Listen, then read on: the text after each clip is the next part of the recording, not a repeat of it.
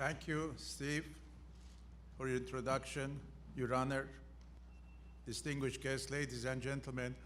I heard that there were new citizens from Iran, Afghanistan, Egypt, and others, and Turkey.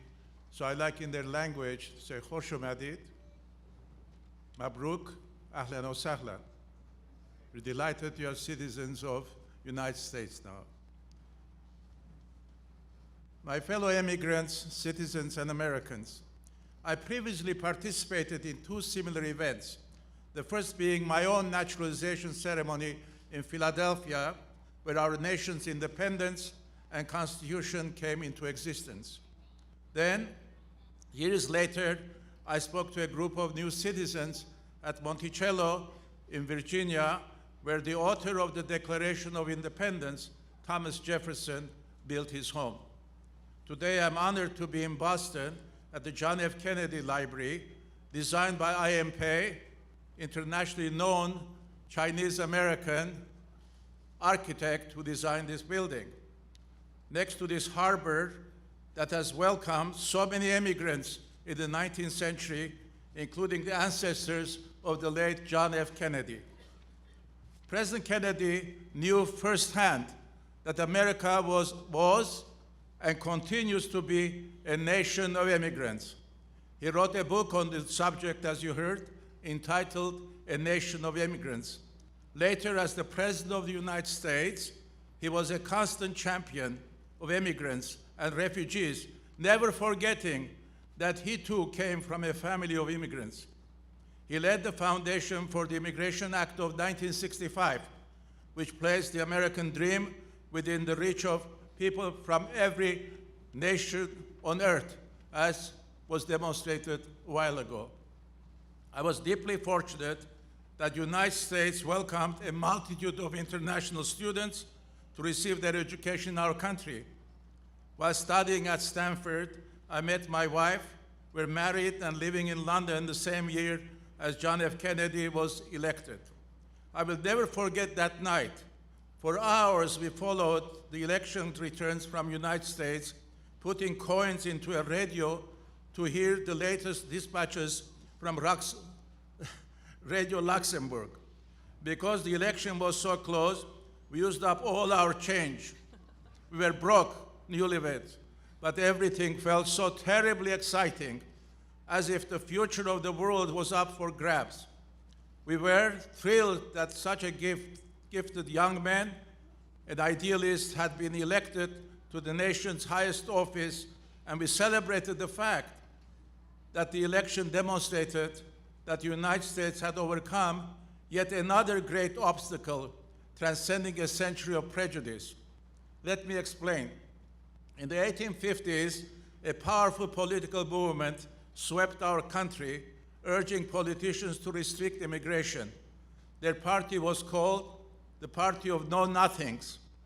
They particularly disliked Catholics and the Irish. In other words, the very ancestors of the president whose legacy is preserved in this library. But thank God, throughout our history, we have also had great leaders, idealists, and patriots who rejected the idea of constricted America defined by bloodiness, religion, and race. For example, in 1858, none other than Abraham Lincoln, our first Republican president, argued that America's ideals were available to all who understood the principle set forth in the Declaration of Independence, namely, that we hold these truths to be self-evident, that all men are created equal, all men. He reminded the newcomers to America that they have, as Lincoln put it, a right, and I quote, to claim it as though they were the blood of the blood, the flesh of the flesh, of the men who wrote the Declaration. And so they are. End of the quote.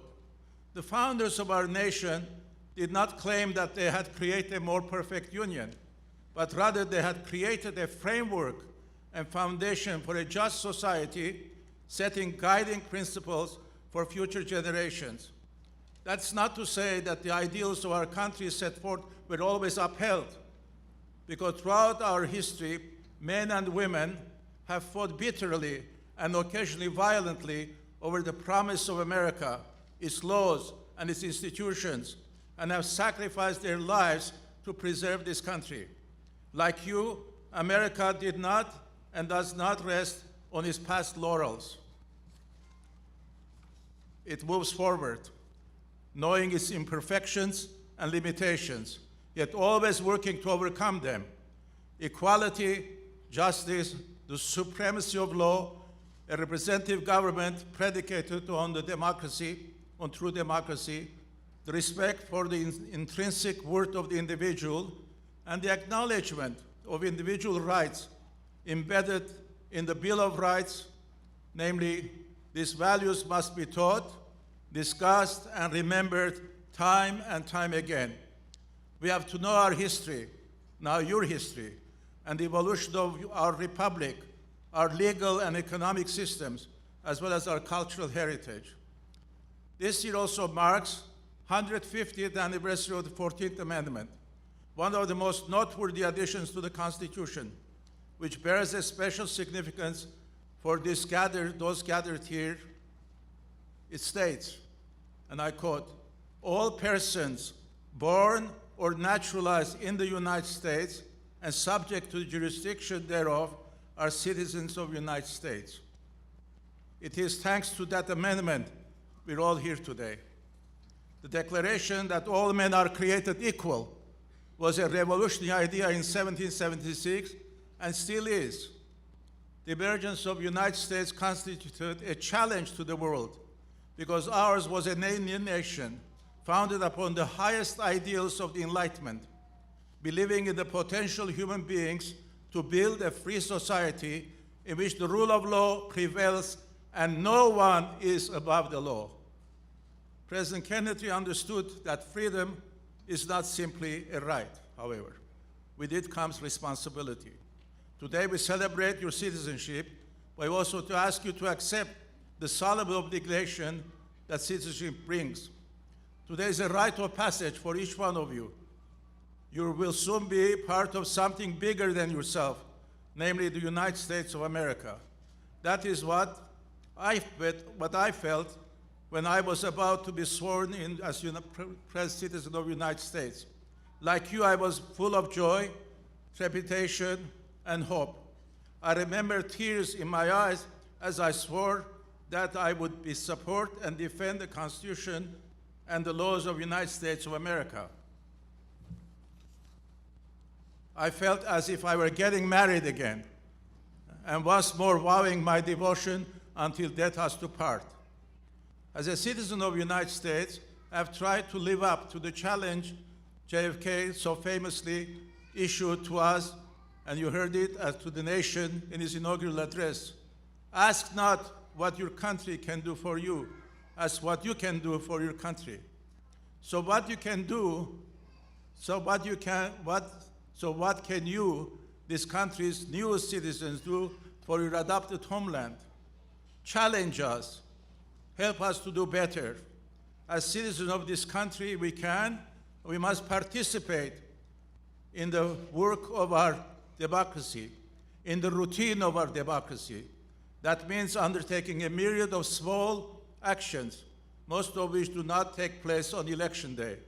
Read, learn, listen to others, help your neighbors, speak out against injustice, and vote. Study our nation's glorious past, as well as its trials, tribulations, and tragedies. By doing so, you will fulfill your rights and obligations as citizens. Thomas Jefferson once described America as crusade against ignorance. He believed that a nation could not be both ignorant and free. If that is true, and I believe it to be, then we must all seek knowledge, understanding, and tolerance. Today, our history is a great source of comfort and inspiration in the complex and conflicted world. Studying it will help us recognize the difference between wisdom and ignorance, between light at the end of the tunnel and the dangers of an incoming train. In my own quest for knowledge, I still feel amazed at my good fortune. I'm first-generation American, Armenian born in Tabriz, Iran. I came from a rich civilization with 2,500 years of history and culture. But as I journeyed from an empire to a republic, I began to understand the power of freedom and the rule of law and the protections provided by our Constitution and Bill of Rights. In the process, I realized that becoming an American did not mean discarding my culture, my faith, and my identity. I came to be part of America, not apart from America. I was glad to be included in America. I want to conclude with a few words from my own address when I gave during my naturalization ceremony. And I said the following: we know America is not perfect, but we see it as perfectible. For us, America is not just a past, it's also a future. It's not just an actuality, it's always a potentiality. America's greatness lies in the fact that all its citizens, both new and old, have an opportunity to work for that potentiality, for its unfinished agenda. Here in this beautiful location, by the sea that President Kennedy loved, I'm reminded of a quotation often attributed from a contemporary of his, Dr. Martin Luther King Jr., who said, and I quote, we came in different ships, but we are all in the same boat now. We're all in the same boat, the boat of America. Again, my most sincere congratulations, Lee. I'm delighted and honored that your country's legacy to the United States of America. Thank you for being citizens. Good luck to you. We're very proud of you.